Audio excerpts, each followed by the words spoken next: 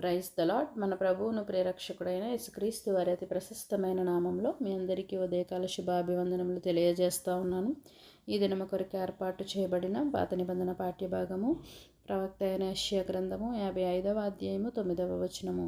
ఆకాశములు భూమికి పైన ఎంత ఎత్తుగా ఉన్నవో మీ మార్గముల కంటే నా మార్గములు, మీ తలంపుల కంటే నా తలంపులు అంత ఎత్తుగా ఉన్నవి.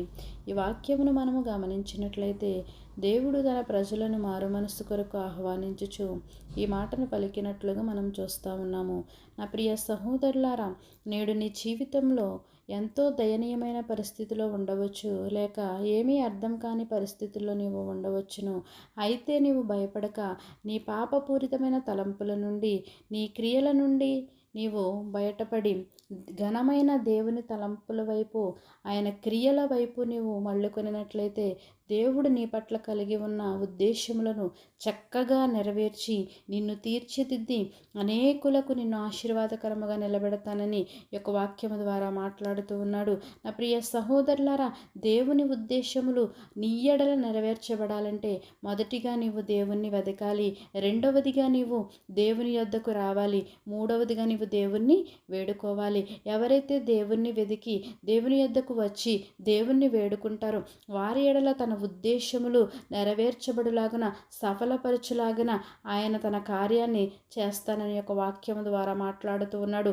ఆకాశములు భూమికి పైన ఎంత ఎత్తుగా ఉన్నవో మీ తలంపుల కంటే నా తలంపులు అంత ఎత్తుగా ఉన్నవి, ఉన్నతమైనవని దేవుని యొక్క వాక్యము సెలవిస్తూ ఉంది. ఆ ఉన్నతమైన తలంపులు మన ఎడల నెరవేర్చబడాలంటే నీవు భయపడకుండా నీ పాపపూరితమైన తలంపుల నుండి, క్రియల నుండి నీవు బయటపడి ఘనమైన దేవుని తలంపుల వైపు, ఆయన క్రియల వైపు నీవు మళ్ళుకొనినట్లయితే దేవుడు నీ పట్ల కలిగి ఉన్న ఉద్దేశములను చక్కగా నెరవేర్చి నిన్ను తీర్చిదిద్ది నీకు ఆశీర్వాదకరంగా నిన్ను నిలబెడతానని ఈ యొక్క వాక్యము ద్వారా మాట్లాడుతున్నాడు.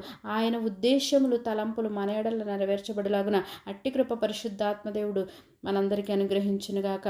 తలలు వంచి ప్రార్థనలు ఏకీభవించవలసిందిగా కోరుచున్నాను.